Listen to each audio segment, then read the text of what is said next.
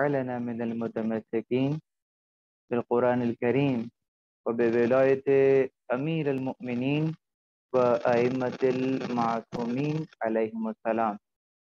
درود پڑھیں محمد وآل محمد پر. اللہم صلی علی محمد و آل محمد. تمام تر تعریفیں خدائے وحدہ لا شریک کے لیے. درود اور سلام محمد اور اہل بیت محمد علیہ الصلوۃ والسلام کی ذوات مقدسہ پر.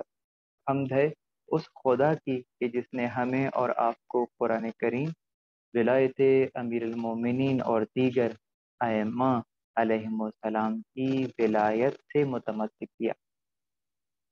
عزیزان گرامی قدر، آج کی گفتگو خاص ولایت غدیر کے عنوان سے ہے اور دیگر وہ موضوعات کے جو کہ اس موضوع سے مل جاتے ہیں. انشاءاللہ کوشش کریں گے کہ اس مختصر سے وقت میں ان تمام کے تمام مطالب کا احاطہ کیا جا سکے. اس سے قابل کہ میں غدیر کے خاص اس موضوع کا آغاز کروں، چاہتا ہوں کہ اپنی گفتگو کو سورہ مبارکہ ابراہیم کی آیت نمبر 5 سے کروں. پروردگار عالم ارشاد فرما رہا ہے کہ وَلَقَدْ أَرْسَلْنَا مُوسَىٰ بِآيَاتِنَا أَنْ أَخْرِجْ قَوْمَكَ مِنَ الظُّلُمَاتِ إِلَى النُّورِ وَذَكِّرْهُمْ بِأَيَّامِ اللَّهِ إِنَّ فِي ذَلِكَ لَآيَاتٍ لِكُلِّ صَبَّارٍ شَكُورٍ. پروردگار عالم نے اس مختصر سی آیت کے اندر چند حقیقتوں کو بیان کیا. وَلَقَدْ أَرْسَلْنَا مُوسَىٰ، اور ہم نے اس طریقے سے ہی اسی انداز سے موسیٰ کو بھیجا. بِآیاتِنَا، کچھ معجزات کے ساتھ، نشانیوں کے ساتھ. آیات نشانیاں یعنی آیت کی جمع ہے. آیت قرآن کریم میں بمعنی معجزہ لیا جاتا ہے، یعنی کہ ہم نے حضرت موسیٰ علیہ السلام کو معجزات عطا کر کے معجزات کے ساتھ ہم نے بھیجا ہے. کس لیے بھیجا؟ ان اخرج قومک، تاکہ تو اپنی قوم کو لے کر نکل جاؤ یہاں سے. کہاں جاؤ؟ من الظلمات الی النور، ظلمات سے نکال کر نور کی طرف لے. یعنی کہ حضرت موسیٰ علیہ السلام کا ایک نکاتی ایجنڈا اس آیت میں یہ نظر آیا کہ تاکہ وہ اپنی قوم کو تاریکیوں سے نکال کر روشنی کی طرف لے جائیں. یہاں تاریکی بمعنی کفر ہے. کفر یعنی چاہے وہ نعمت کے جھٹلانے کے اعتبار سے ہو یا خود خدا کی حقیقت کو جھٹلانے کے اعتبار سے. وہ لوگ کہ جو خدا پر ایمان نہیں رکھتے وہ خدا پر ایمان لے آئیں، اور جو لوگ خدا کی معرفت نہیں رکھتے وہ خدا کی معرفت حاصل کر لیں.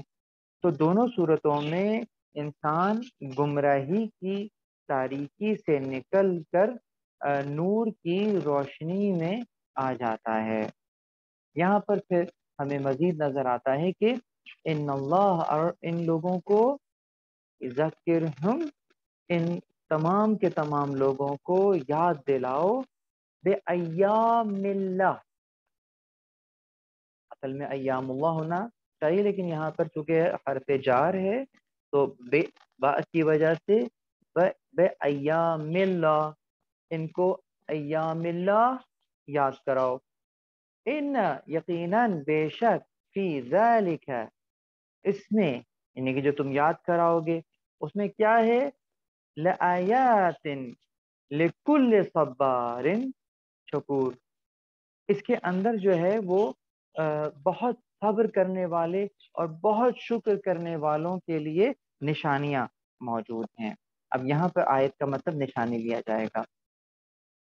یہاں سوال ہی پیدا ہوتا ہے کہ پروردگار رب العالمین ہے، احسن الخالقین ہے، وَهُوَ عَلَى كُلِّ شَيْءٍ قدیر، ہر شے پر قادر ہے، اس ہی نے سب کچھ خلق کیا ہے، تمام کی تمام مخلوقات اس کی ہیں۔ یہ ایام جسے ہم دن کہتے ہیں، یوم کہتے ہیں، اور ایام یوم کی جمع ہے، تو یہ دن بھی تو پروردگار ہی نے تخلیق کیے ہیں۔ یہ زمین اور یہ سورج کی گردش، یہ زمین جس انداز سے گھوم رہی ہے سورج کے گرد، یہ جس انداز سے یہ اپنا ایک چکر مکمل کرتی ہے، جس کو آپ ایک دن کہہ رہے ہیں، تو یہ جو ایک دن جو کہ سورج اور زمین کی حرکت کے سبب یہ جو ایام تخلیق ہوئے ہیں، ان کا خالق کون ہے؟ پروردگار ان کا خالق ہے، اللہ کے دن ہے۔ تو پھر یہاں پر یہ کہنے کی کیا علت ہے کہ انہیں اللہ کے دن یاد دلاؤ؟ اللہ کے دن یعنی کہ کیا؟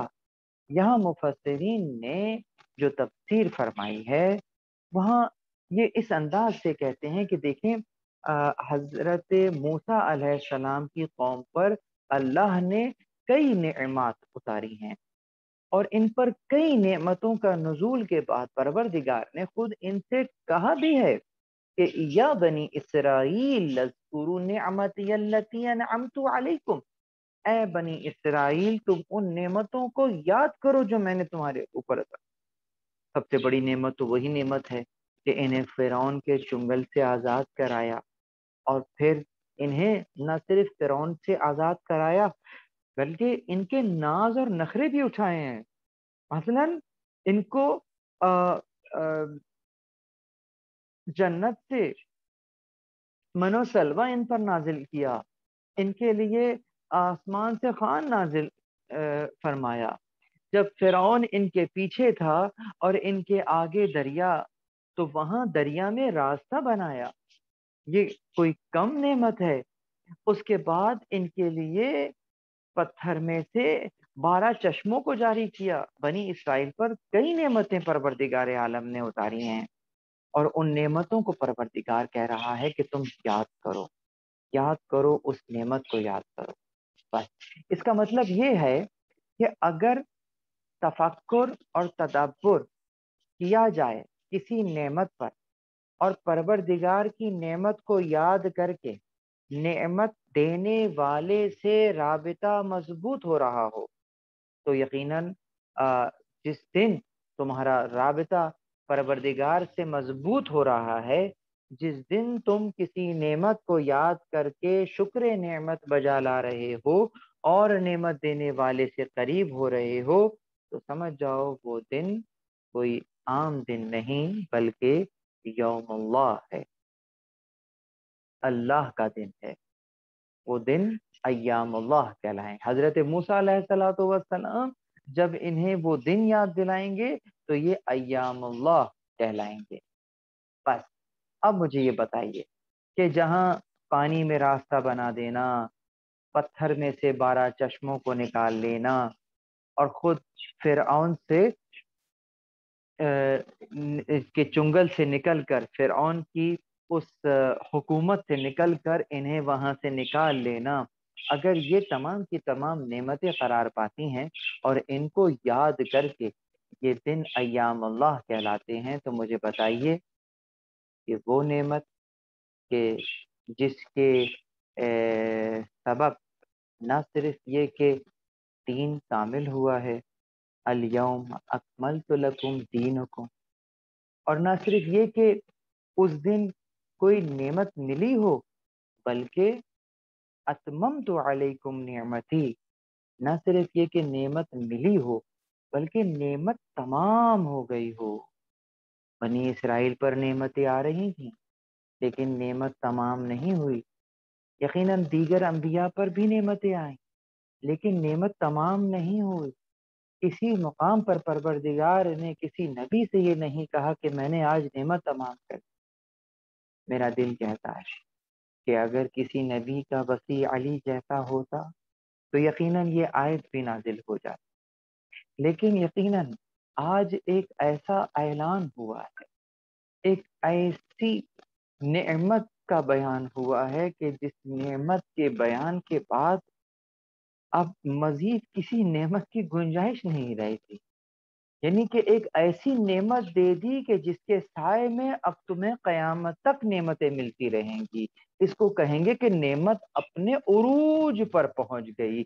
جس طریقے سے آپ حدیث قصہ کو سنتے ہیں اور وہاں پر بی بی زہرا سلام اللہ علیہا نے جب اپنے بابا کے رخ انور پر نظر فرمائی تو کس انداز سے اپنے بابا کے چہرے کو بیان فرمایا کہ کأنہ البدر فی لیلتی تمام ہی وہ کمال، کہ ایسا چمک رہا تھا آپ کا چہرہ کہ جیسے کأنہ البدر، جیسے کہ 14ویں کا چاند، فی لیلتی تمام ہی و کمال، جب رات تمام ہو جائے۔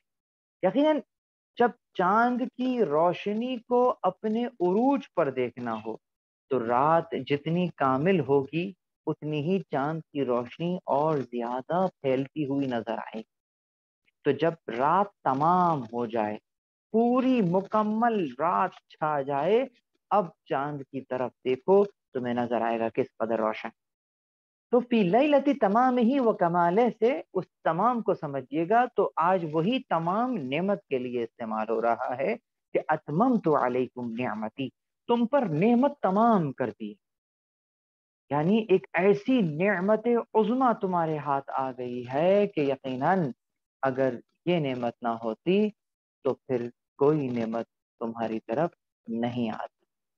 اور یہ نعمت اتنی بڑی نعمت کہ جب رسول اللہ کو حکم ہوا کہ بلغ، پہنچا دو، ما انزل علیک، جو تم پر پہلے ہی پہنچا دیا گیا ہے، اور اگر تم نے یہ نہ پہنچایا، نعمت اتنی بڑی ہے، اگر یہ نہ پہنچایا تو بس تم میں کوئی رسالت نہیں ہے، فما بلغت رسالتہ، تم نے رسالتہ، کوئی اس کی پروردگار کی رسالت ہی تم نے نہ پہنچائی، فما بلغت رسالتہ، تم نے اس کی رسالت کو ہی نہیں پہنچایا۔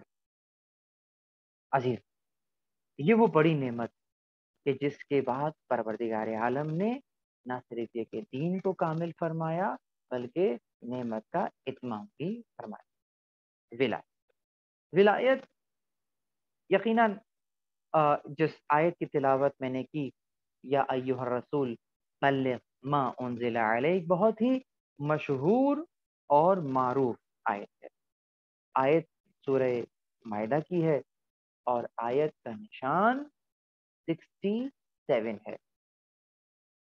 اس کو یاد کرنے کے لیے اس انداز سے یاد کر لیجئے گا کہ سورہ 5واں ہے اور آیت 67 ہے، یعنی اگر ملا کے لکھیں گے تو 5ویں آیت اور 67، 5واں سورہ اور 67 نمبر آیت، یعنی 5، 6، 7، تو 5، 6، 7 سے آپ کو یہ آیت کا ساتھ انشاءاللہ مل جائے گا۔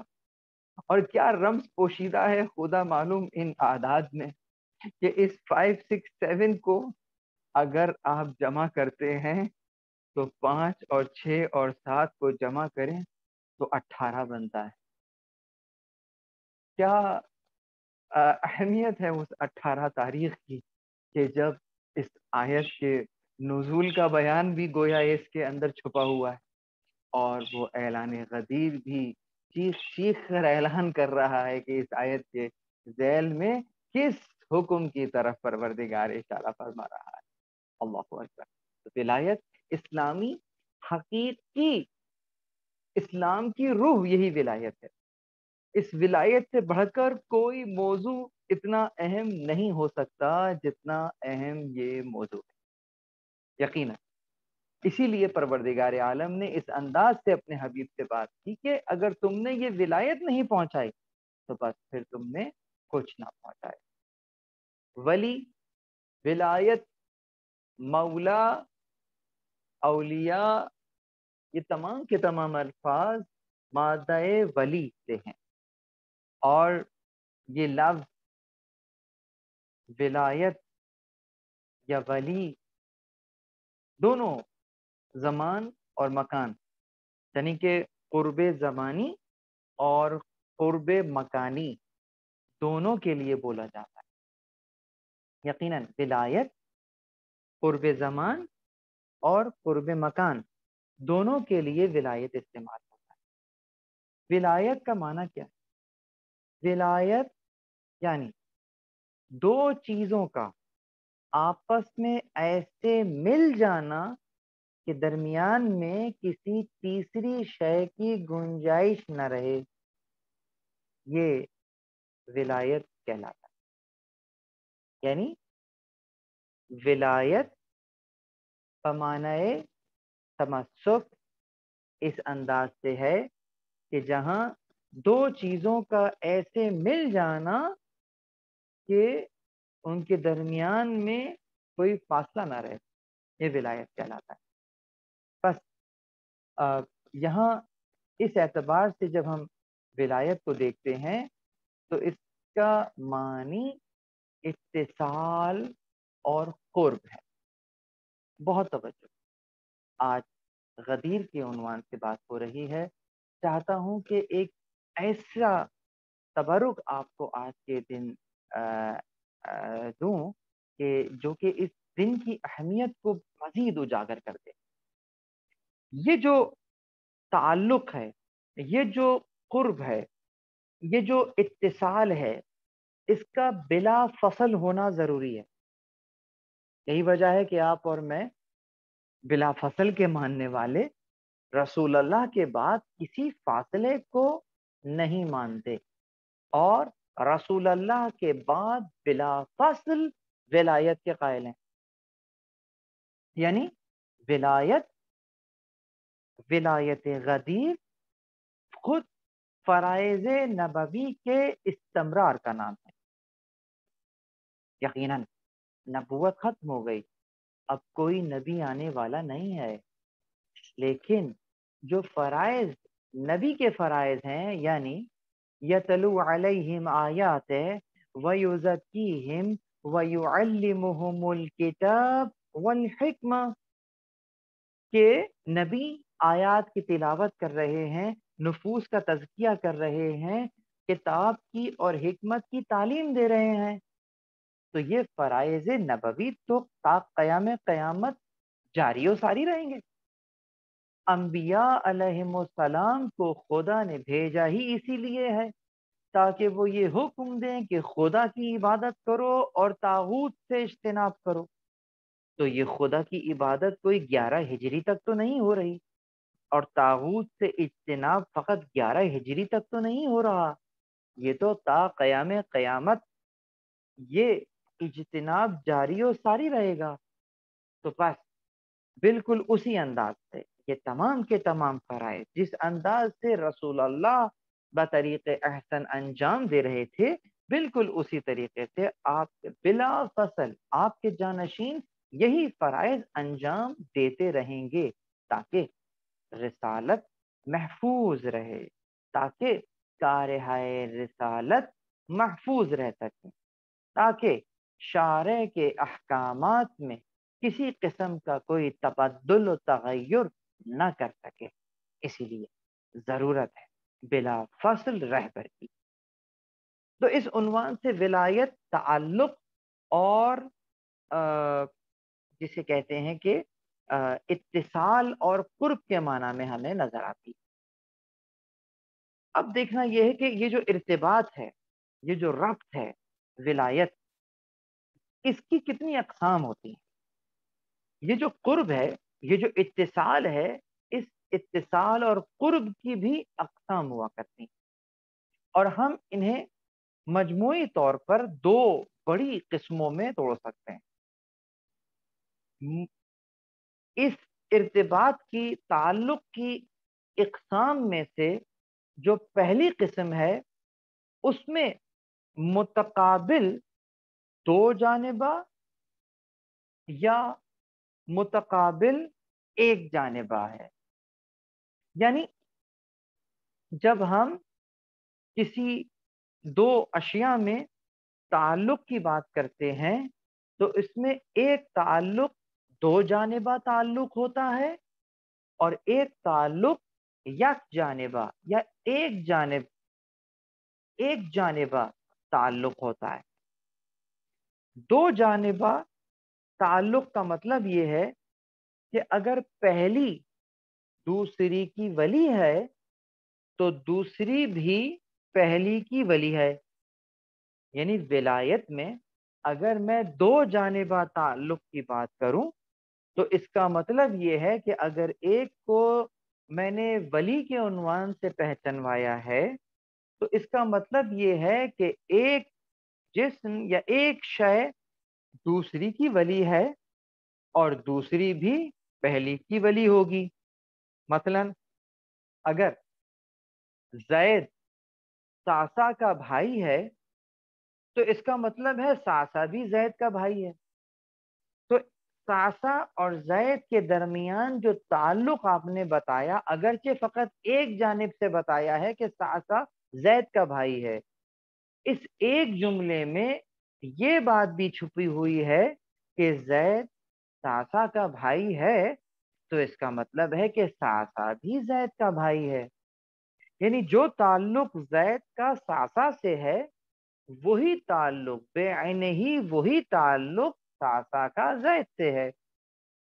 تو یہ دو جانبہ تعلق کہلایا.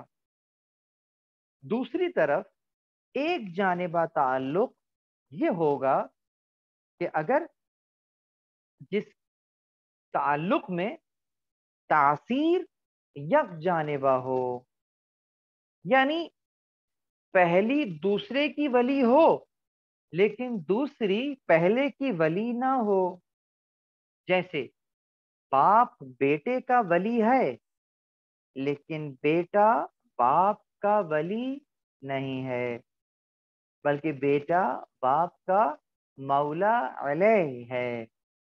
تو بس یہاں علت ولی اور معلول مولا علیہ ہے. اسی لیے اس لفظ کو ہم کسرہ اور فتح دونوں سے ادا کر سکتے ہیں. مثلا ولایت بھی پڑھ سکتے ہیں اور ولایت بھی پڑھ سکتے ہیں. ولایت کسرہ کے ساتھ، ولایت فتح کے ساتھ زبر کے ساتھ، اور ولایت کسرہ کے ساتھ یا زیر کے ساتھ. یعنی ولایت کی واو کے اوپر زیر لگاؤ تو ولایت ہے، اور اگر فتح یا زبر لگاؤ تو ولایت ہے. تو ولایت کا کیا معنی ہو جائے گا اور ولایت کا کیا معنی ہو جائے گا؟ جب ہم اسے فتح کے ساتھ ولایت پڑھیں گے تو اس کی تاثیر یک جانبہ ہوگی. یعنی جو ولی ہے، جو والی ہے، اور جب اس کو زیر کے ساتھ پڑھیں گے تو اس کی تاثیر دو جانبہ ہوگی. یعنی اگر آپ اخوت اور بھائی چارگی کی بات کر رہے ہیں تو یقیناً اگر آپ ان کے بھائی ہیں تو وہ بھی آپ کے بھائی ہیں. آپ ان سے محبت کر رہے ہیں وہ بھی آپ سے محبت کر رہے ہیں. یہاں دو جانبہ تاثیر ہے. لیکن اگر اسے ولایت پڑھیں گے تو پھر یہاں تاثیر یک جانبہ ہوگی. اب دیکھتے یہ ہیں کہ یہ تذکرہ میں نے کیوں چھیڑا ہے.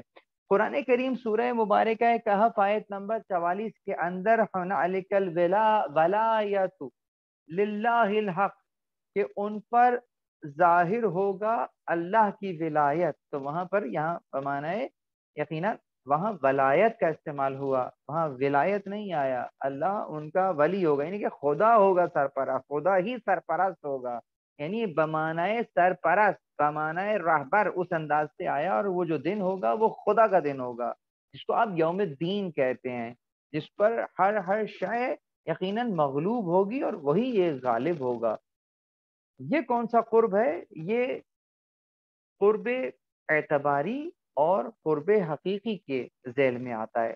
میری مشکل گفتگو ہے یقیناً، لیکن سمجھیے گا غدیر کے عنوان سے بہت اہم ہے. پھر ہم اپنا تعلق غدیر سے قائم کریں گے کہ ہمارا غدیر سے کون سا تعلق ہے، ہمارا قرب غدیر سے کون سا قرب ہے. یہ جو قرب ہے یعنی کہ جس کو کہتے ہیں کہ دو اشیاء کے درمیان میں قرب، تو اس قرب کی اقسام کے اندر بھی ایک قسم یہی قرب مادی ہے. بہت توجہ، ایسنس ہے یہ اس پوری گفتگو کا آسان الفاظ میں، کہ جب ہم کسی سے قرب کا دعویٰ کرتے ہیں تو اس قرب کی دو ممکنہ اقسام ہو سکتی ہیں. ایک قرب قرب مادی ہوتا ہے، جس کو آپ قرب اعتباری بھی کہتے ہیں. اس کی جو اضافت اور نسبت ہے یہ دو طرفہ ہوتی. یعنی اگر مثلا میں یہ کہوں کہ دیوار دروازے کے قریب ہے، تو اس کا مطلب یہ ہے کہ دروازہ دیوار سے قریب ہے. اگر دیوار دروازے کے قریب ہے تو پلٹ کر دروازہ دیوار کے قریب ہے. آپ اس وقت اس لیکچر کو یقیناً اپنے موبائل یا کمپیوٹر پر دیکھ رہے ہیں. تو جو کمپیوٹر کی اسکرین ہے یا موبائل کی اسکرین ہے یہ آپ سے قریب ہے، تو دوسری طرف یقیناً آپ اسکرین سے قریب ہیں. تو یہ قرب قرب اعتباری ہے، قرب مادی ہے. جبکہ دوسری جانب وہ امور جو کہ امور معنوی ہوتے ہیں، ممکن ہے کہ ایک طرف سے قرب ہو لیکن دوسری طرف سے بعد ہو اور دوری ہو. جیسے اللہ ہر نفس سے قریب ہے. خدا قرآن کریم میں ارشاد فرما رہا ہے کہ نحن اقرب الیہ من حبل الورید، ہم ان کی شہرگ حیات سے قریب ہیں. یہ کس کی بات ہو رہی ہے؟ مومنین کی؟ جی نہیں، ہر نفس کی بات ہو رہی ہے کہ ہم ان کی شہرگ حیات سے قریب ہیں. یعنی کہ اللہ تبارک و تعالی ہر نفس سے قریب ہے. لیکن اس کا مطلب یہ نہیں ہے کہ پلٹ کر ہر نفس بھی خدا سے قریب ہو. یہ ہے قرب حقیقی. یعنی خدا تو ہر نفس سے قریب ہے، لیکن سوال یہ ہے کہ کیا ہر نفس خدا سے قریب ہے؟ کیا قرآن میں یہ نہیں کہ وہ اللہ کو دور سے آواز دیتے ہیں؟ ینادوہم اللہ من مکان بعید، اللہ کو وہ لوگ دور سے آواز دیتے ہیں. تو خدا تو ان سے قریب ہے لیکن یہ لوگ ان سے دور. یعنی مومن اللہ سے قریب، اللہ مومن سے بھی قریب ہے. لیکن اللہ کافر سے تو قریب ہے لیکن کافر اللہ سے دور.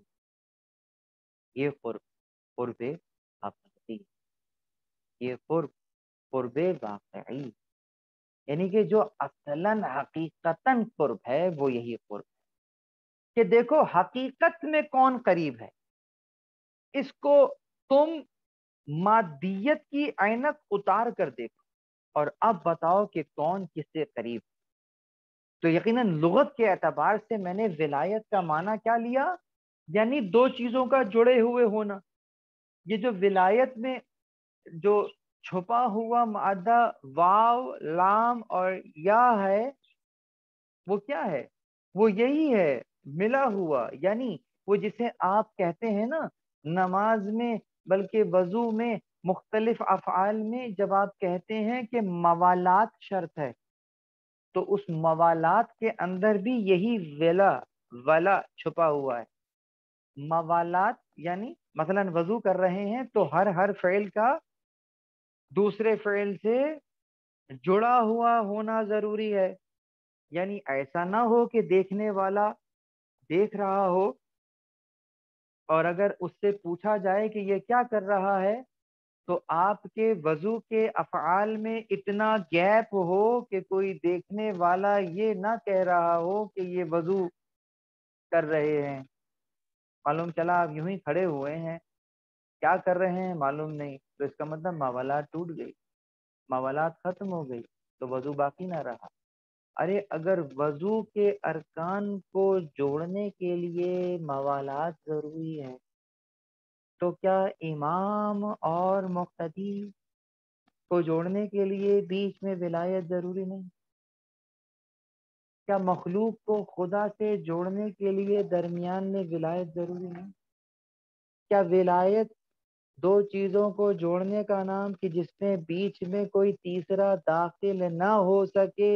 کیا ولایت ہی وہ شے نہیں کہ جو خالق کو، جو مخلوق کو خالق سے ایسے جوڑ دیتی ہے کہ پھر درمیان میں کوئی طاغوت داخل نہ ہو سکے؟ اسی کو تو ولایت ہے، اسی انداز سے یہ ولایت ہے۔ تو حقیقت میں جیسے میں نے کہا، لغت میں میں نے ولایت کو جو بیان کیا وہ تو اس انداز سے بیان کیا کہ جس کی قسمیں ہیں۔ اب ولایت حقیقی کیا ہے؟ ولایت حقیقی یہی جس کو خالقیت اور ربوبیت کی باہمی ترکیب کا نام ولایت ہے، یعنی یہی قرب حقیقی جس کو علم عرفان میں اضافی و اشراقی قرب کہتے ہیں۔ بس لغت کے اعتبار سے ولایت قرب اور نزدیکی کے معنی میں ہے، اور حقیقت میں ولایت ایسی تجلی ہے جس کے سائے میں کائنات خلق ہوتی ہے اور اس کی تدبیر و سرپرستی اللہ کے ہاتھ میں ہے۔ یہ بہت ضروری ہے۔ سورہ مبارکہ ہے سجدہ، آیت نمبر 4، اللہ الذی خلق السماوات والارض وما بینہما فی ستۃ ایام ثم استوى علی العرش ما لکم من دونہ من ولی ولا شفیع افلا تتذکرون۔ یہاں پروردگار عالم نے اس آیت کے اندر ولایت خلق اور ولایت امر دونوں کا تذکرہ فرمایا۔ اللہ ہی ہے جس نے زمین اور آسمان کو 6 دن میں پیدا کیا، ثم اس کے بعد استوى علی العرش، پھر عرش کیا ارادہ کیا۔ ما لکم، اب یہاں اپنی خلاقیت کا بیان کرنے کے بعد اپنے ولایت امر کا بیان بھی کرتا ہے کہ ما لکم، تمہارے لیے نہیں ہے، من دونہ، اس کو چھوڑ کر، من ولی ولا شفیع، نہ کوئی تمہارا ولی ہے اس کے علاوہ اور نہ کوئی شفیع ہے۔ افلا تتذکرون، تم تفکر کیوں نہیں کرتے، تدبر کیوں نہیں کرتے؟ تو یقیناً جب ولایت عبارت ہو اشراق اور تجلی سے، تو اس کا مطلب یہ ہے کہ مولا سے فیض جاری ہوتا ہے اور موالی اس سے فیضیاب ہوتے ہیں۔ یہ جملہ بہت اہم تھا، یعنی جب اس ولایت کا اعلان کیا جائے تو کون ہے یہ کہنے کا حقدار کہ ہم موالی ہیں اس مولا کے؟ وہ کہنے کا حقدار ہے کہ جو مولا سے فیض پا رہا ہو، یعنی فیض پانے والا، یعنی اثر کو قبول کرنے والا، اس اعتبار سے کہ مولا اثر ڈالتا ہے اور موالی اثر کو قبول کرتا ہے۔ ایسا نہیں ہوتا کہ موالی سے بھی فیض جاری ہو رہا ہو اور مولا اس اثر کو قبول کر رہے ہوں، بلکہ مولا اثر ڈال رہے ہیں اور موالی اس اثر کو قبول کر رہے ہیں۔ تو یہ وہ حقیقی رشتہ ہوگا مولا اور موالی کے درمیان کہ مولا با کمال ہوگا اور اس سے کمال کا اثر یہ موالی بھی لے رہے ہوں گے اور خود بھی مولا کی طرح با کمال ہو رہے ہوں گے۔ یعنی وہاں مولا کا کمال کا سفر جاری ہے تو پیچھے پیچھے مقتدی بھی اپنے اپنے کمال کا سفر طے کر رہے ہوں گے۔ اگر یہ سفر کمال کی جانب گامزن ہے تو یقیناً یہ موالی ہیں اور وہ ان کا مولا.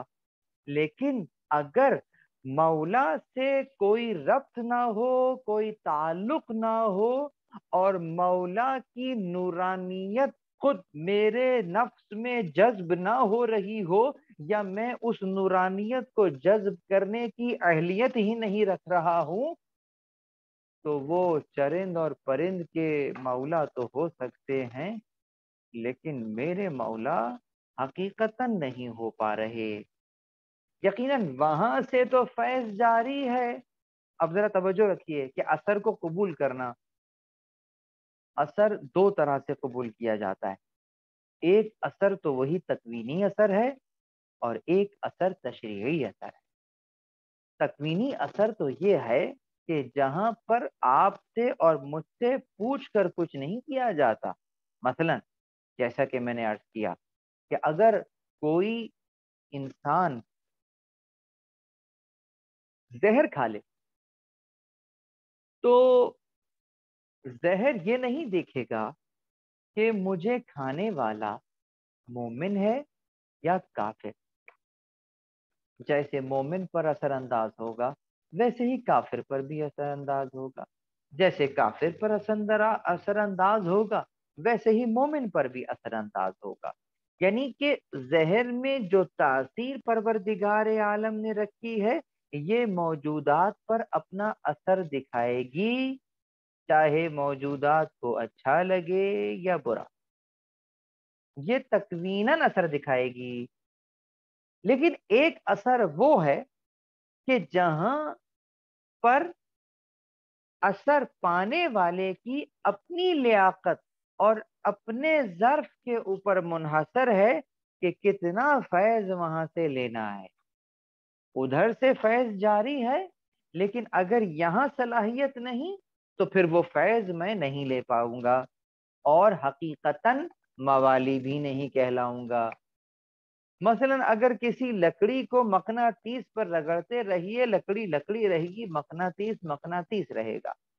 لیکن اگر اسی مقناطیس پر کسی لوہے کی کیل کو رگڑنا شروع کر دیجئے، تھوڑی دیر کے بعد کیا ہوگا؟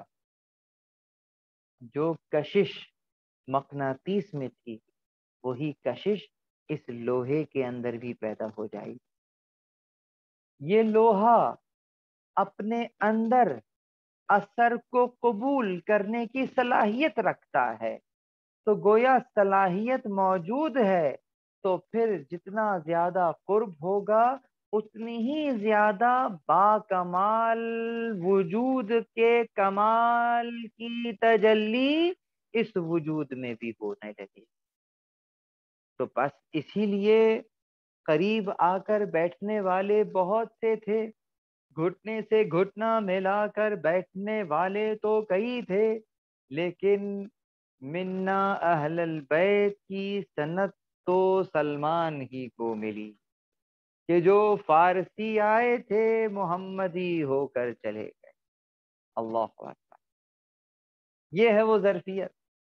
کوئی 10ویں درجے پر پہنچ رہا ہے تو کوئی 9ویں درجے پر پہنچ رہا ہے.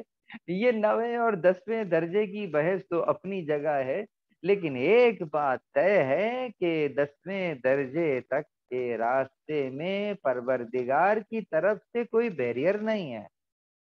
یہ بیریئر لگانے والے ہم خود ہیں. بس وہ بیریئر، وہ رکاوٹ کہ جو ہم نے اپنے ہاتھوں سے اس کمال کے سفر میں لگائی ہیں، آئیے غدیر کے دن ان رکاوٹوں کو ہٹا دیں اور حقیقتاً غدیر کو درک کریں.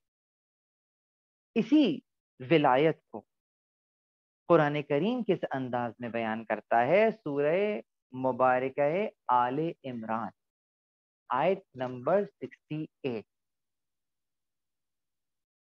کس انداز سے بیان ہوا؟ کہا ان اولا الناس. خیال رہے کچھ لوگوں کے بارے میں بات ہو رہی ہے، ان لوگوں میں یہ جھگڑا ہو گیا ہے کہ ابراہیم سے نزدیک ترین کون ہے؟ کون ہے جو ابراہیم سے نزدیک ہے؟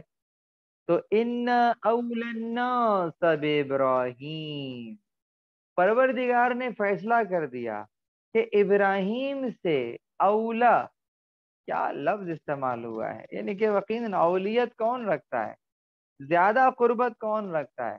کہا ابراہیم سے قریب تو وہی ہے للذین تبعوہ، کہ جن لوگوں نے ان کی اتباع کی ہے، یعنی وہ لوگ کہ جو حضرت ابراہیم علیہ السلام کے حقیقی پیروکار ہیں، پروردگار انہیں یہ سند دے رہا ہے کہ یہ اولیت ابراہیم کے باپ میں رکھ رہے ہیں، یہ ابراہیم سے قریب ہیں۔ اور وہ جو فقط زبانی جمع خرچ کر رہے ہیں، جو کہہ تو رہے ہیں کہ ابراہیم ہمارے، ابراہیم ہمارے، ہم وارث ہیں، ابراہیم وارث ہے ہمارا، جو ابراہیم وارث کے اسٹیکر چھاپ رہے ہیں تو وہ فقط اسٹیکر ہی چھاپ رہے ہیں، لیکن حقیقت میں ابراہیم سے ان کا کوئی تعلق نہیں ہے۔ تو بس ابراہیم کے پیروکار تو وہی ہیں کہ جو ان کے پیروکار ہیں، جو ان کا اتباع کرتے۔ عزیزو، اتباع اور اطاعت میں فرق، اطاعت اور اتباع میں کیا فرق ہے؟ اطاعت تو حکم کی ہوتی ہے، اتباع ہر ایکشن، ہر فعل کا ہوتا ہے۔ اگر حکم دیا گیا میں نے بجا آوری کی اس حکم کی تو یہ اطاعت ہے، لیکن اگر وہاں سے کوئی حکم نہیں ہوا ہے لیکن میں دیکھ رہا ہوں کہ کس انداز سے چلتے ہیں، کس انداز سے بیٹھتے ہیں، کس انداز سے ناراض ہوتے ہیں، کس انداز سے خوش ہوتے ہیں، اور یہ تمام کی تمام تجلیات میں اپنے نفس میں وارد کر دوں تو یہ اتباع کہلائے گا۔ اتباع اس کا نام اللہ اکبر۔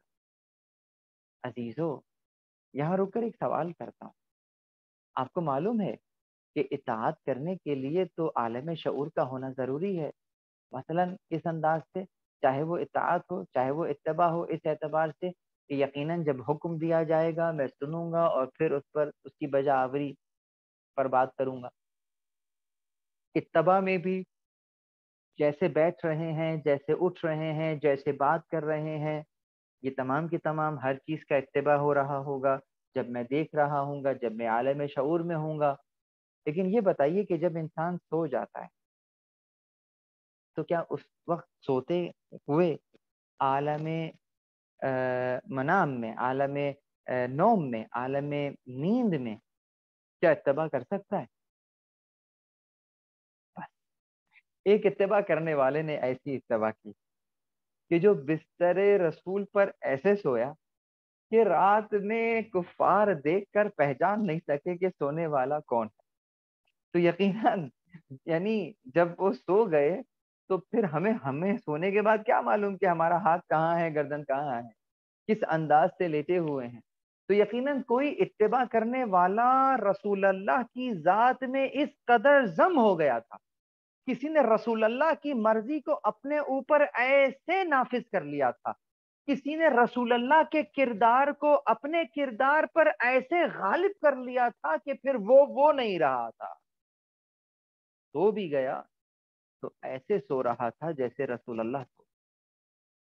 یہ اتباع کی معراج کہ کون ہو سکتا ہے، کہ وہی ہو سکتا ہے کہ جس کو ہم نفس رسول کہتے ہیں، یہ وہی ہے کہ جو رسول اللہ، انا وعلی خلق من نور واحد، میں اور علی ایک ہی نور سے۔ تو کیا کہا پروردگار عالم نے، کون قریب ہے؟ انا اول الناس بابراہیم للذین اتبعوہ، ابراہیم سے نزدیک تو وہی ہیں جو ان کی اتباع کرتے ہیں۔ میں کہہ رہا ہوں آیت تو ابراہیم کے لیے ہے لیکن اصول رہتی دنیا کے لیے ہے۔ آج علی مولا اور علی ولی اور نعرہ ولایت لگانے والوں کے لیے یہ آیت ایک سوالیہ نشان ہے کہ اگر دیکھنا چاہتے ہو کہ تم تو کہہ رہے ہو کہ میں علی سے قریب ہوں، علی سے قریب ہوں، یہ دیکھو کہ علی بھی تم سے قریب ہیں یا نہیں ہیں، تو قرآن فیصلہ کرے گا ان اول الناس بعلی للذین اتبعوہ، بس علی سے تو وہی قریب ہیں کہ جو علی کی پیروی کرتے ہیں۔ جو علی کا اتباع کرتے ہیں۔ اور پھر آیت کے اندر آل عمران 68 نمبر کی آیت میں پروردگار نے رسول اللہ کو کس انداز سے مخاطب کیا؟ حضرت ابراہیم کے باب میں کہا ابراہیم سے تو وہ لوگ قریب ہیں کہ جو ان کی اتباع کرتے ہیں، وَهَذَا النَّبِي، اور یہ نبی، النبی کون سا؟ یہ نبی خاص تمہارے سامنے مکے کے کافروں سے بات ہو رہی ہے نا، کہ یہ نبی، یہ جو تمہارے سامنے نبی ہے نا، یہ نبی، والذین آمنوا، اور وہ لوگ کہ جو اس پر ایمان لے کر آئے، یقینا وہ تمام کے تمام بھی شامل ہیں، وہ بھی حضرت ابراہیم سے قریب ہیں، یعنی وہ بھی اسی دین پر ہیں کہ جو اللہ کا دین ہے۔ اسی کے ساتھ پھر آیت تمام ہوتی ہے اور یہ کہتے ہوئے کہ یقیناً وہ کون لوگ ہیں؟ کہا ان لوگوں کا یہی وہ لوگ ہیں، واللہ ولی المومنین، اور اللہ مومنین کا ولی ہے۔ اللہ کن لوگوں کا ولی ہے؟ اللہ مومنین کا ولی ہے۔ یہ مومنین کون ہیں؟ یہ وہ مومنین ہیں جو سورہ مبارکہ بقرہ آیت الکرسی میں یوں بیان ہوا، اللہ ولی الذین آمنوا یخرجہم من الظلمات الی النور۔ یہ وہ مومنین ہیں کہ جن کا اللہ ولی ہے، کہ جنہیں وہ ظلمات سے نکال کر نور کی طرف لے جاتا ہے۔ یعنی مومنین کا سفر نور کی طرف جانب، نور کی جانب جاری و ساری رہتا ہے۔ اور والذین کفروا، جن لوگوں نے جھٹلا دیا، اولیاءہم الطاغوت، ان کے اولیاء طاغوت ہیں، یخرجونہم من النور الی الظلمات، اللہ تعالی یقیناً وہ تو نور کی طرف لے کر جانے والا ہے، اور یہ جو طاغوت ہے اس کی نشانی یہ ہے کہ یہ مومنین کو ظلمات کی طرف سے نکال، یعنی نور کی طرف سے نکال کر دوبارہ سے ظلمات کی طرف لے جاتا ہے۔ اللہ نکال رہا ہے ظلمات سے، اور طاغوت دوبارہ داخل کر رہا ہے ظلمات۔ یقیناً یہ طاغوت تو ہر وہ شے، بہت توجہ رہے، طاغوت کا نام سنتے ہی ہم ایک دم سمجھتے ہیں کہ جناب اس سے مراد تو یزید ہے، اس سے مراد تو نمرود ہے، اس سے مراد تو حامان ہے۔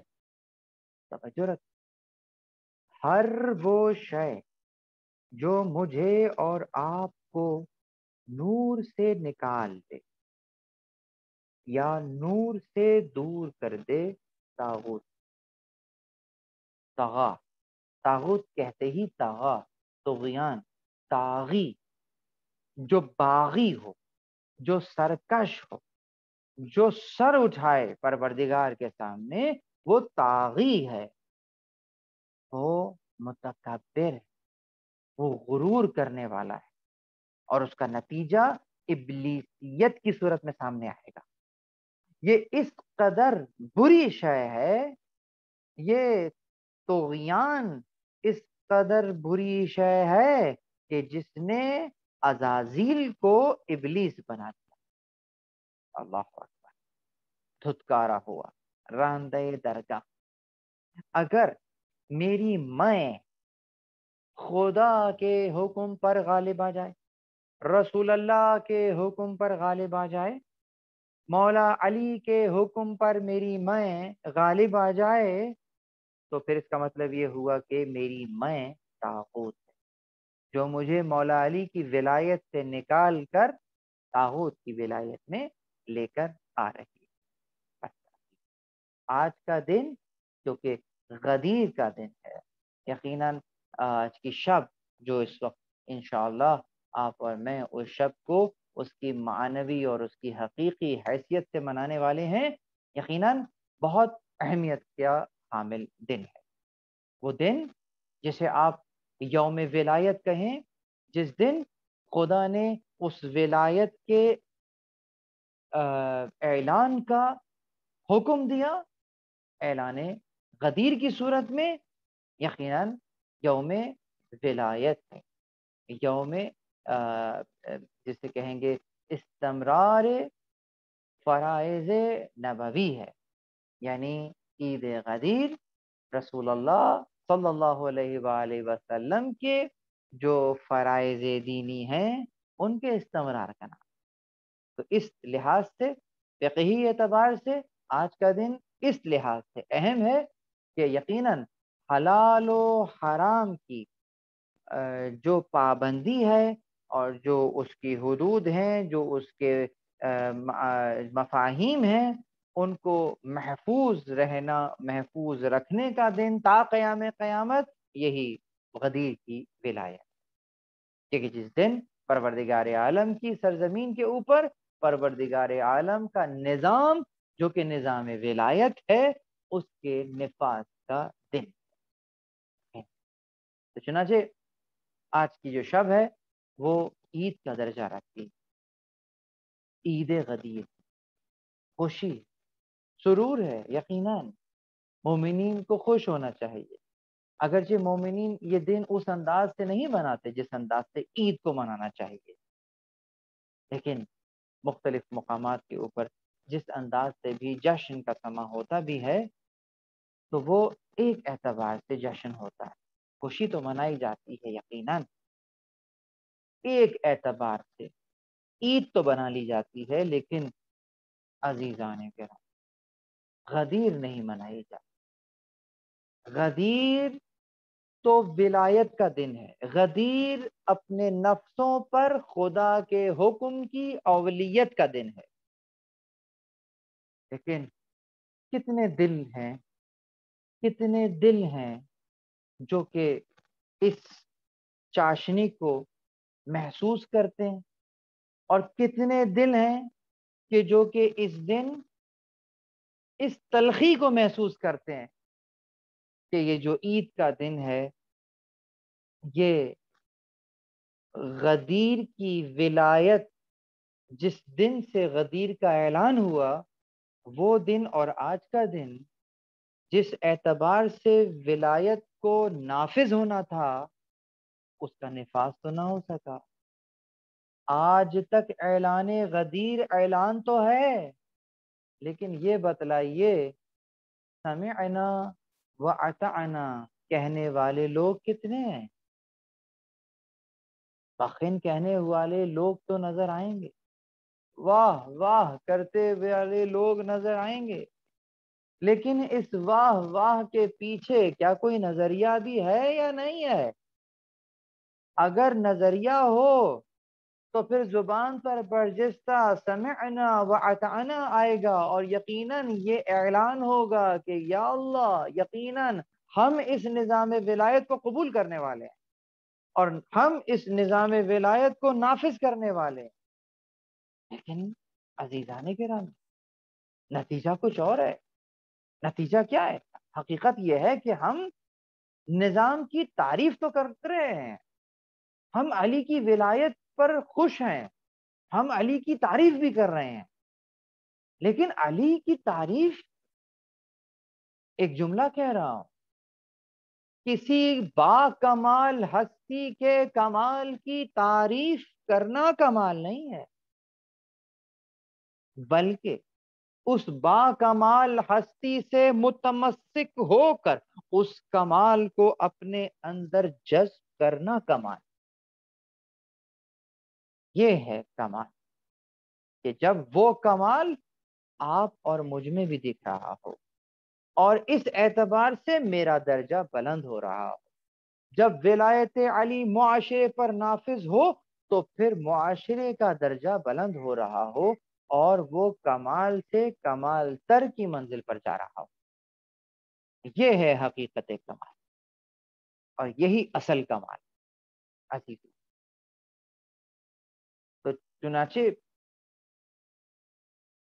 جس انداز سے رسول اللہ صلی اللہ علیہ وآلہ وسلم نے 10 ہجری وہ اعلان فرمایا، جب واقعہ آپ کے ذہنوں میں ہے میں فقط تبرکاً ارشاد کروں گا، آپ کی طرف اشارہ کروں گا کہ جس طریقے سے آپ پلٹ رہے ہیں حاجیوں کو لے کر، اور تمام حاجی خوش ہیں کہ انہوں نے حج کا فریضہ انجام دیا، اور اکیلے نہیں رسول اللہ کی معیت میں رہتے ہوئے حج کا فریضہ انجام دیا ہے۔ اللہ اکبر! کس قدر خوش نصیب نفوس تھے وہ کہ جو کہ رسول اللہ کی معیت میں حج انجام دے رہے تھے۔ واپسی پر وہی مقام جسے آپ اور میں غدیر قوم کے نام سے جمع ہوئے، رسول اللہ کو حکم ہوا بلغ ما انزل علیک، پہنچا دو وہ کہ جو تم پر پہنچایا جا چکا۔ فَإِن لَمْ تَفْعَلْ، اور اگر تم نے ایسا نہ کیا تو فما بلغت، پس بلا فصل، یہاں پر بھی جو نہ پہنچانے کی سند پروردگار نے دی ہے وہ بلا فصل دی کہ جو میں نے دیا تھا تم نے پہنچایا ہی نہیں۔ فما بلغت رسالتہ، تم نے اس کی رسالت کو ہی نہیں پہنچایا۔ یہ غدیر کا اعلان اس قدر اہم اعلان ہے کہ اگر یہ نہ پہنچایا تو تم نے رسالت ہی نہیں پہنچائی۔ حاجی تو آخری حج کر کر لوٹ رہے ہیں، یقیناً تم نے حلال حرام کا حکم بھی دے دیا ہے، اور جو تمہارا حلال کیا ہوا ہے قیامت تک کے لیے حلال ہے، جو تمہارا حرام کیا ہوا ہے قیامت تک کے لیے حرام ہے، اور یہ حاجی اس پر عمل بھی کریں گے، لیکن اس کے باوجود ابھی ان کا دین مکمل نہیں ہے۔ دین کب مکمل ہوگا؟ کہ جب تم یہ ولایت پہنچاؤ گے۔ کیوں ولایت اس قدر ضروری؟ اس کی علت کیا ہے؟ ضرورت کیا ہے؟ ضرورت یہ ہے کہ ایک بہت اہم شے جو ہماری رسالت ہے، تم نے اس کو پہنچا تو دیا ہے لیکن اس رسالت کی محافظت کا انتظام نہیں کیا، اور اگر رسالت کو محفوظ رکھنے کا ہی انتظام نہ کیا تو گویا تم نے اس رسالت کو پہنچایا ہی نہیں۔ اعلان غدیر محافظت نبوی کا نام ہے، اعلان غدیر رسول اللہ کی رسالت کی محافظت کا نام ہے۔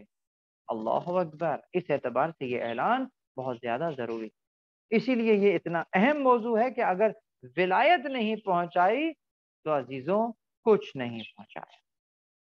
اس اعتبار سے یہ بہت اہم شے ہے کہ جس کا پہنچانا بہت ضروری۔ اب سوال یہ پیدا ہوتا ہے کہ ذکرہم بایام اللہ، انہیں اللہ کے دن یاد دلاؤ۔ کیوں؟ اس لیے کہ وہ نعمت ہے جو عطا ہوئی ہے، اور آج کے دن کون سی نعمت ہے؟ یہ وہ نعمت ہے کہ جس پر نعمت تمام ہوئی ہے۔ تو اب یہ بتاؤ کہ یہ جو نعمت تمہیں مل رہی ہے کیا فقط اس کو بخن بخن کہہ کر لے لو گے، یا اصلا نعمت کے پیچھے کوئی حقیقت چھپی ہوئی ہے؟ نعمت کا کیا کیا جاتا ہے؟ نعمت ملنے پر دو راستے ہوتے ہیں، ایک راستہ نعمت کا شکر ہے اور ایک راستہ نعمت کا کفر ہے یا نعمت کا کفران ہے۔ جس طریقے سے حضرت سلیمان علیہ السلام کو دربار میں وہ نعمت ملی کہ جب انہوں نے تخت بلقیس کو اپنے سامنے پایا تو برجستہ ان کی زبان سے یہی نکلا، ھذا من فضل ربی، یہ میرے رب کا فضل ہے، لیبلونی، تاکہ مجھے آزمائے، اشکر ام اکفر، کہ میں شکر ادا کرتا ہوں یا کفران نعمت کر دیتا ہوں۔ شکر ادا کرنا، کفران نعمت کر دینا، یعنی نعمت کے ملنے کے بعد شکر اور کفر دو راستے کھلے ہوئے ہیں۔ اب دیکھنا یہ ہے کہ اما شاکرا و اما کفورا، کہ تم شکر کرنے والوں میں ہو یا جھٹلانے والوں میں۔ یہ قرآن کا حسن ہے، کس انداز سے آیات آیات سے مل جاتی۔ تو یہاں پر بھی پروردگار نے جب سبیل کی ہدایت کی تھی سورہ دہر میں، انا ہدیناہ السبیل، ہم نے اسے سبیل کی ہدایت کر دی ہے، ہم نے اسے سبیل دے دی ہے، اما شاکرا و اما کفورا، چاہے شکر کرنے والا ہو جائے یا کفر کرنے والا۔ تو یہاں پر بھی شکر کرنے والے کون؟ جو نعمت سے استفادہ کرتے ہیں۔ اور کیا استفادہ کرتے ہیں؟ جس مقصد کے لیے وہ نعمت انہیں دی ہے، یہ اس مقصد تک پہنچ جاتے ہیں۔ اس نعمت کے ذریعے سے اس مقصد کو پا لیتے ہیں جو پروردگار عالم نے ان کے لیے رکھا ہے. تو یہ شکر نعمت. اور اگر اس نعمت سے وہ فائدہ نہ لیا گیا کہ جو پروردگار جہاں ہمیں دیکھنا چاہتا ہے ہم وہاں نہ پہنچے، اس نعمت کا صحیح استعمال نہیں کیا، تو یہ کفران نعمت کہلاتا ہے. یہ نعمت کا کفران کہلاتا ہے. نبی علیہ الصلوۃ والسلام نے بھی اشکر ام اکفر، کہ میں شکر کر رہا ہوں یا کفر کر رہا ہوں یا کفران کر رہا ہوں، وہاں پر نعمت کو آزمائش کے طور پر لیا کہ جو مجھے نعمت مل رہی ہے یہ لیبلونی ہے تاکہ مجھے آزمائے. تو اے عزیزان ولایت، یقیناً میرا خطاب بہت سے لوگ سن رہے ہیں، تو یہ تمام کی تمام لوگ جو یہ اس کتاب کو سن رہے ہیں، یہ ولایت علی ایک نعمت ہے جو آپ کو مل رہی ہے، لیبلوکم، تاکہ آپ سب کو آزمائے. اور اگر جیسے سلمان کی جملوں کو دہراؤں تو لیبلونی، تاکہ مجھے آزمائے. اشکر ام اکفر، کہ میں شکر کرتا ہوں یا کفر کر دیتا ہوں. ولایت علی کا شکر کیا ہے؟ ولایت علی کا شکر یہ ہے کہ جس مقصد کے لیے یہ ولایت تمہیں دی گئی ہے اس مقصد تک پہنچ جاؤ. اور وہ مقصد کیا ہے؟ وہ مقصد یہی ہے کہ حاکمیت خدا وحدہ لا شریک کی ہے، زمین خدا کی ہے، تو نظام بھی خدا کا ہوگا. اپنی مرضی سے بنایا ہوا نظام، اپنی مرضی سے بنائی ہوئی حکومت، طاغوت کی حکومت تو ہو سکتی ہے، خدا کی حکومت نہیں ہو سکتی. وہ حکومت کے جو خدا کے حکم کے مقابلے پہ بنائی جائے، وہ خواہش کے جو خدا کے حکم کے مقابلے پر آئی جائے، وہ خواہش طاغوت ہے، وہ حکومت طاغوت ہے. وہ مرتبہ و منزلت کہ جو ہمیں خدا سے دور کر دے اور خدا اور میرے درمیان میں حجاب بن جائے، وہ مرتبہ اور منزلت مرتبہ و منزلت نہیں ہے، طاغوت ہے. اگر دولت اور شہرت خدا تک پہنچنے کے درمیان میں حجاب بن جائے تو پھر یہ دولت اور شہرت بھی طاغوت ہے کہ جو تمہیں اور خدا کے درمیان پردہ بن کر حائل ہو گئی ہے اور تمہیں خدا سے دور کر رہی ہے، اور تم خدا کے حکم کے سائے کے تلے رہنے کے بجائے طاغوت کے حکم کے تابع ہو. تو یہاں پر یہ ہر جگہ آپ کو پھر یہ طاغوت نظر آئے گا. عزیزان، مولا علی علیہ الصلوۃ والسلام کی ولایت کا اعلان فقط آپ کی اس عقیدتی اور عقیدے کے اعتبار سے امامت کا اعلان نہیں ہے. اگر مولا کی ولایت اور مولا کی خلافت یا مولا کی حکومت کی بات اگر کی جائے تو اعلان غدیر فقط اور فقط حکومت کا اعلان نہیں ہے. یقیناً ایک ایسے رہبر کا بیان ہے کہ جو ہر شعبے میں آپ کا رہبر ہے. اللہ اکبر. غدیر کو فقط اور فقط حکومت سے نہیں جوڑ سکتے. یقیناً حکومت ایک اہم عنصر ہے کہ جس کے بعد ہم لوگوں میں خدا کے قانون کو نافذ کر سکتے ہیں جس کے بعد. لیکن اگر یوں سمجھ لیجئے کہ حکومت تو ہو لیکن لوگوں میں اسلامی حکومت کیسی ہوتی ہے اس کا ڈھانچہ ہی ابھی کلیئر نہیں ہو، اگر حکومت اسلامی کے اغراض اور مقاصد کیا ہوتے ہیں انہیں یہی نہ معلوم ہو، تو پھر ایسے لوگوں کے لیے مولا علی کہتے ہیں جاؤ جس طریقے سے اب تک اپنا حاکم چنتے آئے ہو کسی کو بنا لو، میرے پاس کیا لینے آئے ہو. یعنی مولا علی کیا بیان کرنا چاہ رہے ہیں؟ یعنی کہ میں تو وہ رہبر ہوں جو خدا اور اس کے رسول کے حکم کے تحت بلا فصل تمہارا رہبر ہے. تو جس طریقے سے میری رہبریت بلا فصل ہے اگر اس کو تسلیم کرتے ہو تو پھر یقیناً میں تم پر حکومت کروں گا.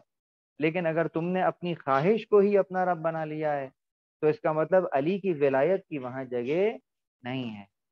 تو ولایت غدیر یقیناً مختصر کروں جو کہ ماہ ذی الحج کی 18 تاریخ کو آتی ہے۔ یہ عجیب اتفاق ہے کہ ماہ ذی الحج کے اندر مباہلہ بھی آتا ہے اور غدیر بھی آتا ہے۔ غدیر 18 ذی الحج کو ہے، مباہلہ 24 ذی الحج کو ہے۔ لیکن یہ بھی عجیب اتفاق ہے کہ کیلنڈر تاریخ میں مباہلہ پہلے ہوا ہے اور غدیر بعد میں ہوا ہے۔ مباہلہ 9 ہجری میں ہوا ہے، غدیر 10 ہجری میں ہوا ہے، لیکن تاریخ کے اعتبار سے غدیر پہلے ہے، مباہلہ بعد میں ہے۔ تو یقیناً یہاں پر بھی ہمیں ایک نقطہ یہ نظر آتا ہے کہ مباہلہ کے اندر بھی اگر جھوٹوں کو پہچاننا ہو تو اس کا راستہ بھی غدیر سے ہو کر گزرتا ہے۔ غدیر، ولایت مولا علی علیہ السلام کا اعلان، اور یہ اس قدر اہم اعلان ہے کہ رسول اللہ فرما رہے ہیں کہ جو اس اعلان کو سنے اس پر یہ لازم ہے کہ وہ آئندہ آنے والوں تک یا جو لوگ یہاں نہیں ہیں ان تک پہنچا دے۔ یہ زمانی اعتبار سے بھی ہے اور مکانی اعتبار سے۔ تو جو لوگ یہاں نہیں ہیں ان تک اس اعلان کو پہنچاؤ، آپ اور میں ذمہ دار ہیں اس اعلان کے پہنچانے کے لیے۔ عزیزو، بس اس اعلان کو پہنچائیے، اس حقیقت کو بیان کیجئے، اس واقعے کو بیان کیجئے کہ جہاں پہ حاجیوں کو روک کر رسول اللہ نے یہ وصیت کی تھی کہ الست اولا بکم من انفسکم، کیا میں تم پر تمہارے نفوس سے زیادہ اولیت نہیں رکھتا؟ قالوا بلا، سب نے کہا کیوں نہیں۔ بس رسول اللہ نے سب سے پہلے اپنی اولیت کو ثابت کیا۔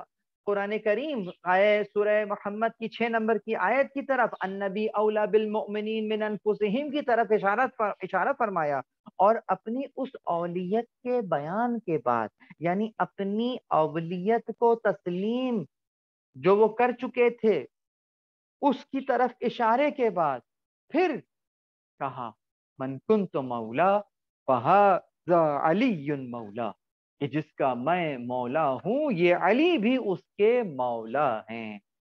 یعنی جیسی اولیت میں تم پر رکھتا ہوں یہ علی بھی تم پر ویسی ہی اولیت رکھتا ہے۔ اور اس اولیت کا نام ہی مولا اور ولایت ہے۔ اولا یعنی اولا بتصرف، یعنی میری مرضی پر مولا علی کی مرضی حاکم ہے، میرے اوپر، میرے نفس کے اوپر۔ خود میں میرا نہیں ہوں، میں خود اپنا نہیں ہوں، مولا علی علیہ السلام کا ہوں، غدیر کا ہوں۔ ایک شاعر نے کیا خوب شعر کہا ہے یہاں، اسی پر اپنی گفتگو کو ختم کر دوں گا کہ برسوں کا فاصلہ ہے میرے ان کے درمیان، لیکن میں جانتا ہوں کہ میں تھا غدیر میں۔ مولا علی کی ولایت یقیناً چرند اور پرند پر ہے، لیکن اصلاً یہ ولایت وہ ولایت ہے کہ جو حضرت انسان کے نفس پر ہے، یعنی مجھ پر اور آپ پر۔ اور یہ ولایت انہیں اولیت اولا بتصرف جاننا ہے، یعنی کہ ہر شے پر افضل جاننا ہے، اس مقام کے اوپر جاننا ہے جس مقام پر خدا نے انہیں قرار دیا ہے، اور جو انہیں اس مقام سے ہٹا دے ان کے اوپر شاعر نے لان کی ہے۔ اللہم لعن اول ظالم ظلم حق محمد وآل محمد، لعن اللہ امتا دفعتکم عن مقامکم وازالتکم عن مراتبکم التي رتبکم اللہ فیہا۔ لعن ہو اس امت پر جس نے انہیں اس مقام سے ہٹا دیا جو اللہ نے انہیں دیا تھا، اور اس مرتبے سے گرا دیا جو اللہ نے انہیں دیا تھا۔ یقیناً غدیر ان کے اس مرتبے پر انہیں رکھنے کا نام ہے، جس مقام پر مولا رسول اللہ کو اللہ نے مولا قرار دیا تھا، اسی مقام پر مولا علی کی ولایت کا اعلان ہوا اور وہ مومنین کے مولا قرار پائے۔ پروردگار عالم سے دعا ہے کہ ہمیں آج کے دن فقط عید منانے کی توفیق نہ دے بلکہ غدیر منانے کی توفیق دے۔ خوشی منانا یقیناً اور ہے، اور خوشی کے ساتھ غدیر منانا یقیناً اور ہے۔ پروردگار سے دعا ہے کہ مجھ سمیت ہم تمام مومنین و مومنات کو غدیر منانے کی توفیق عنایت فرمائے. السلام علیکم ورحمۃ اللہ وبرکاتہ. ربنا تقبل منا انك انت السميع العليم برحمتك